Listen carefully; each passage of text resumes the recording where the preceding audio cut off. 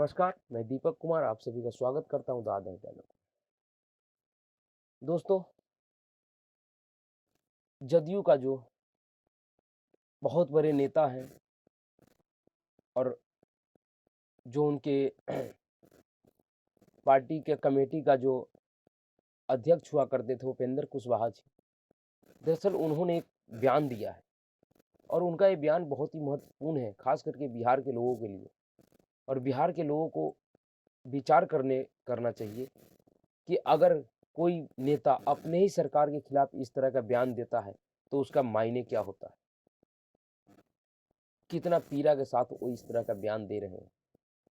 दरअसल उनका जो बयान है, उस बयान को पहले सुनिए कि वो क्या कह रहे हैं। क्या आप कहीं ना कहीं टीस है आपको कि आप डिप्टी सीएम नहीं बन पाए? अरे नहीं भैया, ऐसा बिल्कुल नहीं है। डिप्टी सीएम बनने की बात बिल्कुल नहीं है। देखिए, पार्टी का गठबंधन बदला, महागठबंधन में हम लोग शामिल हुए। महागठबंधन में शामिल होने के समय जरूर मेरी भी सहमति थी, लेकिन महागठबंधन बनने के बाद आगे पूरी पार्टी हमारी आरजेडी के हवाले हो जाए, इस बात पर मेरी सहमति नहीं थी। और आज यही स्थिति बन रही है, जिस कारण से जो कुछ भी स्थिति है इसी कारण से है, और कोई दूसरा मामला नहीं। क्या माना जाए, कुशवाहा बनाम तेजस्वी यादव?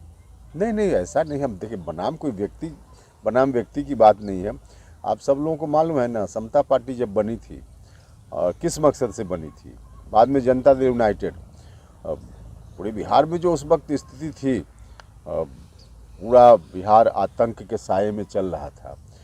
कितनी मेहनत करके बिहार के लोगों ने, बहुत सारे पार्टी के साथियों ने कुर्बानी देकर अभियान को आगे बढ़ाया। और नीतीश जी को इस बात का क्रेडिट है। देश भर में नीतीश जी की ख्याति इस बात को लेकर फैली कि उस स्थिति से बिहार को उन्होंने बाहर निकाला। यहाँ तक तो बिल्कुल ठीक बात है, लेकिन फिर से उसी और बिहार को ले जाने का प्रयास अगर हो रहा है तो स्वाभाविक रूप से हम क्या, बिहार के लोग नहीं इसको स्वीकार करेंगे? बिहार के लोग नहीं स्वीकार करेंगे तो आखिर फिर हमारी पार्टी अगर वही बात करती रहेगी तो पार्टी का जनाधार ही खिसक जाएगा ना। तो इसलिए हम ऐसा कर रहे हैं। जी हाँ, वो कह रहे हैं, उनसे मीडिया के द्वारा सवाल पूछा गया कि आप जो सरकार के खिलाफ इस तरह का जो बयानबाजी कर रहे हैं वो किस लिए कर रहे हैं, क्या जो आपको मुख्यमंत्री बनने का जो बात चली थी उससे आप नाराज है जो आप नहीं बन पाए? वो कह रहे हैं नहीं, मुझे ऐसा कोई नाराजगी नहीं है।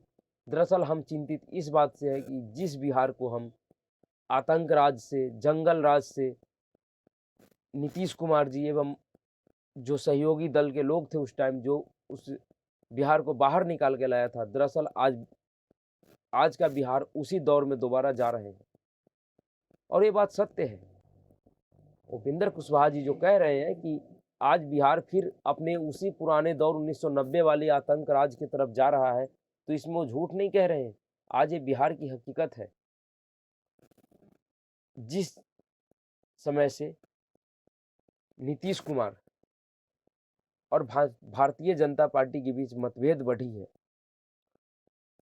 और जब से गठबंधन टूटा है और जब से आरजेडी के साथ गठबंधन हुआ है, उस मतभेदों का एवं उस गठबंधन को टूटने का और नया गठबंधन बनने का फायदा अपराधी जगत के लोग किस तरह से बिहार में उठा रहे हैं, ये जब से सरकार बनी है नई गठबंधन की, आरजेडी और जेडीयू का, तब से अब तक का आप घटना को देख लीजिए। चाहे वो गोपालगंज का घटना हो, चाहे छपरा का घटना हो, चाहे सारण का घटना हो, चाहे बिहार में बढ़ती हुई गोलीबारी का घटना हो या भ्रष्टाचार का घटना हो, आपको खुद लगेगा कि वाकई जो आज उपेंद्र कुशवाहा जी कह रहे हैं इसमें कहीं ना कहीं सच्चाई है। और इस बात पे बिहार के लोगों को विचार करने की जरूरत है कि आप जिस व्यक्ति के ऊपर आपने इतने लंबे समय तक भरोसा किया, जिसको आपने बार बार अपना मुखिया बनाते रहे, अपने प्रदेश की कमान उनके हाथों में सौंपते रहे, क्या वो आपके भरोसे पे खरा उतरा या नहीं? आज आत्मचिंतन की जरूरत है बिहार के लोगों को।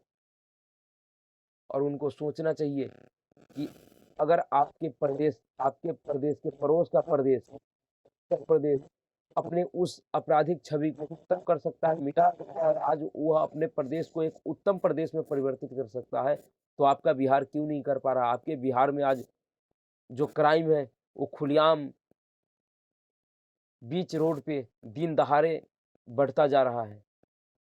गोलीबारी की घटना तो ऐसे हुई है बिहार में जिस तरह से कोई फंक्शन है। आप देख लीजिए बिहार में क्या-क्या हो रहा है। ये सब आज की खबर है। पटना में पार्टी के दौरान असामाजिक तत्वों ने जमकर मचाया उपद्रव। गोलीबारी से इलाके में मचा हड़कंप। उसके बाद बेगूसराय में बेखौफ बाइक सवार बदमाशों ने दुकान मालिक को किया गोलियों से छन्नी, मौके पे मौत। उसके बाद बिहार के गया में अपराधियों ने जेडीयू के जिला उपाध्यक्ष सुनील सिंह की गोली मारकर हत्या कर दी। अपराधियों ने घर में घुसकर ताबड़तोड़ गोलीबारी की जिससे सुनील सिंह की मौके पर मौत हो गई। अब बताइए, ये सुनील सिंह गया जिला का जेडीयू का उपाध्यक्ष था, जिला जेडीयू उपाध्यक्ष था। उसके घर में घुस के अपराधी गोली मार दिए। बताइए अपराधी किस तरह से बेखौफ हो गए हैं बिहार में। जब से नई सरकार बनी है, जब से नीतीश कुमार जी कहीं ना कहीं अपने उस कार्य को, उस जिम्मेवारी को छोड़ के अपने राजनीतिक हित एवं कुर्सी के लालच में भटकने लगे हैं, तब से बिहार का स्थिति क्या हो गया है। दरअसल उन्हीं सब बातों से चिंतित होकर उपेंद्र कुशवाहा जी ने इस तरह का बयान दिया है। जो उन्होंने बयान दिया है उससे उन्होंने बिहार के लोगों को अपने उस पुराने दौर की यादों को ताजा करने एवं उस पर विचार करने की एक तरह से हिंट दिया है कि आप याद कीजिए उस पुराने दौर को, 2005 से पहले वाले दौर को, जिस दौर में बिहार में अपराधियों का बोलबाला था। शहाबुद्दीन, आनंद मोहन, छोटे सरकार, बड़े सरकार, पता नहीं कितने सरकार यहाँ पे चला करता था। किस तरह से सिवान के स्वर्ण व्यवसाय व्यापारी चंद्रिका प्रसाद जी के बेटे को, वो शहाबुद्दीन जो बिहार के अपराध जगत का माफिया था, उसने उनके दो बेटों को भरे तेजाब के ड्रम से नहला के मार दिया। उनकी बॉडी तक न मिली। आज बिहार में वही स्थिति दोबारा से होने जा रही है। बिहार उसी रास्ते पे लौट रहा है जिस रास्ते से इसको निकाल के लाया गया है और इसी बात से चिंतित होकर उपेंद्र कुशवाहा जी इस तरह का बात कह रहे हैं। और दरअसल ये बिहार के लोगों को वाकई आत्मचिंतन करने की जरूरत है और उन्हें सोचना चाहिए कि बिहार में बदलाव कैसे हो सकता है। आप बिहार के बदलाव में अपना योगदान कैसे दे सकते हैं। कब तक आप जातिवाद के नशे में चूर रहिएगा। आज छपरा में क्या हो रहा है। छपरा का जो घटना है वो सिर्फ जातिवादी उन्माद का कारण है। उसका कारण सिर्फ वो जातिवादी उन्माद है जो कहीं ना कहीं दो जाति के बीच में वर्चस्व की लड़ाई है। और बिहार का यही पहचान रही है जातिवादी वर्चस्व का। उत्तर प्रदेश और बिहार का दोनों जगह इस जातिवादी वर्चस्व के वजह से न जाने कितने दंगे, कितने आपसी हिंसक झड़प, इस तरह कितने हत्याएं हो गई। अभी कुछ दिन पहले का खबर है कटिहार में इसी जातिवादी उन्माद में एक और घटना हुआ था जिसमें 7-8 लोगों की मौत हुई थी। तो बिहार के लोग कहाँ जा रहे हैं। पूरे देश, पूरे दुनिया के लोग विकास को चुन रहा है तो बिहार के लोग जातिवाद को चुन रहा है।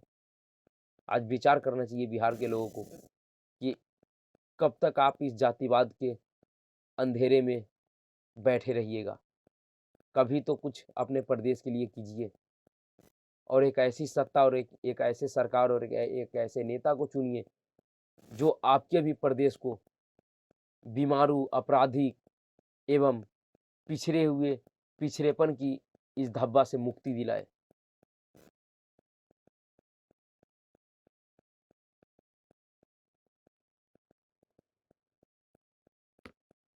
अपने पड़ोस के राज्यों से कुछ सीखिए। कि किस तरह से आपका पड़ोसी बदल रहा है और आप नहीं बदल पा रहे हैं, क्या कारण है? उस कारण को आप अपने अंदर ढूँढने की कोशिश कीजिए, उसका समाधान भी आपको आपके ही अंदर मिलेगा। और जब आपको अगले बार मौका मिले, तो आप बिहार में पूर्ण बदलाव के लिए दृढ़ संकल्पित होकर एक ऐसे सरकार बनाइए और पूर्ण बहुमत की सरकार बनाइए। ये जोड़-तोड़ वाली सरकार मत बनाइए, क्योंकि जब तक बिहार में जोड़-तोड़ वाली सिस्टम चलती रहेगी, बिहार नहीं बदल पाएगा। बि किसी भी प्रदेश को जब तक पूर्ण बहुमत की स्थिर सरकार नहीं मिलती है, तब तक उस प्रदेश का कायाकल्प नहीं होता।